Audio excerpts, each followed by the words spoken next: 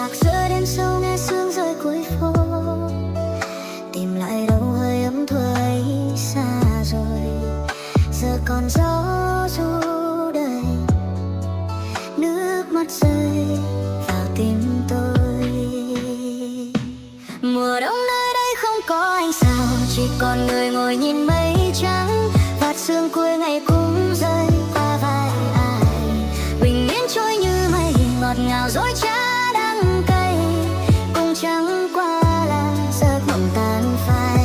Giờ làm kẻ cô độc ôm một vết thương dài, một người đi trong đêm vắng, nghe tiếng gió ru tàn. Đâu mong tay ai nắm, chẳng cần chung lối xưa.